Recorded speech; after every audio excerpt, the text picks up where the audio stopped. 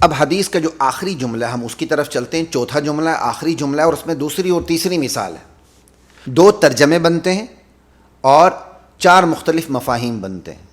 جس طرح حدیث کے تیسرے جملے کے میں نے 2 ترجمے آپ کے سامنے رکھ دیے ابھی، اور 4 مختلف مفاہیم آپ کے سامنے رکھ دی. اسی پر قیاس کر لیجیے گا. لیکن چلے میں ذرا بتا بھی دیتا ہوں. لیکن قیاس کرنا میں نے اسی لیے کہا، ایک تو میرے لیے آسانی ہو جائے، دوسرا 4 مختلف مفاہیم کو سمجھنا پہلے جملے فمن کانت ہجرتہ الی اللہ ورسولہ میں زیادہ آسان ہے بنسبت اس آخری جملے میں سمجھنے کے. لیکن بہرحال پھر بھی میں آپ کے سامنے رکھ دیتا ہوں. ذرا دیکھیے، ومن کانت ہجرتہ لدنیا یصیبها او امرأۃ ینکحها فہجرتہ الی ما ہاجر الیہ. جس کی ہجرت دنیا پانے کے لیے تھی یا عورت سے نکاح کرنے کے لیے تھی، تو اس کے لیے خبر یہ ہے کہ اس کی ہجرت جو ہے اسی طرف ہو چکی جس کی اس نے نیت کی تھی، جس طرف اس نے رخ کر لیا تھا، جس کا اس نے ارادہ کر لیا تھا. یہ تو ماضی کا ترجمہ ہو گیا. حال کو سامنے رکھ کے کرتے ہیں. جس کی ہجرت دنیا پانے کے لیے ہو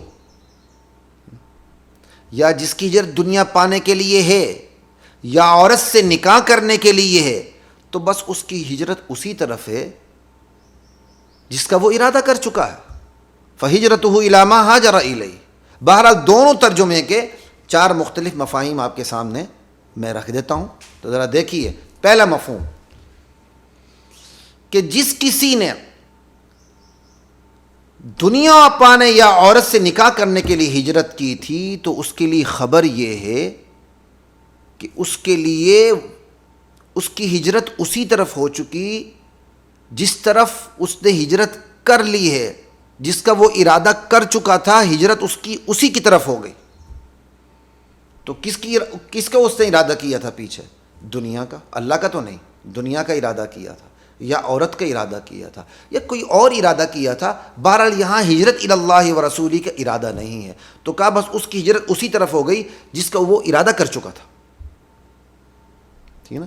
یعنی اسی حساب سے اس کے ساتھ سلوک ہوگا. تو اس کی ہجرت اسی طرف ہو چکی. تو اس کی طرف ہو چکی کا کیا مطلب؟ دنیا کی طرف ہوئی یا عورت کی طرف ہوئی یا جس طرف اس نے کوئی اور نیت کی اسی طرف ہوئی. بہرحال دین کی طرف نہیں ہوئی. یہ اس کا پہلا مفہوم ہے. دوسرا مفہوم، دین کی جگہ لفظ اللہ لے آئے. اس کی ہجرت دنیا کی طرف ہو گئی یا عورت کی طرف ہو گئی یا کسی اور طرف ہو گئی جس کی اسے نیت کر لی ہے، لیکن اللہ کی طرف نہیں ہوئی. اسے اس ہجرت سے اللہ نہیں ملا، رسول اللہ نہیں ملے. زیادہ سے زیادہ دنیا ملی یا عورت ملی، اللہ نہیں ملے، رسول اللہ نہیں ملے. یا حال کا ترجمہ ہوگا تو زیادہ سے زیادہ دنیا مل جائے گی، عورت مل جائے گی، اللہ نہیں ملے گا، رسول اللہ نہیں ملے گا. یہ ہے اس کا دوسرا مفہوم. ٹھیک ہے جی. اب اس کا میں آپ کے سامنے تیسرا مفہوم رکھتا ہوں. تیسرے مفہوم کو سامنے رکھتے ہوئے جو اس سے پہلا جملہ گزر چکا ہے حدیث کا تیسرا جملہ، فمن کانت ہجرتہ الی اللہ ورسولہ، اس کو سامنے رکھیے گا. وہاں ہم نے کیا کہا تھا، کس طرح ہم نے مفہوم بیان کیا تھا؟ اللہ اور اس کے رسول کی طرف ہجرت تو بس اللہ اور اس کے رسول کی طرف ہجرت ہے. اس ہجرت کا کیا پوچھنا، ایسے لوگوں کی خوش قسمتی کا کیا کہنا.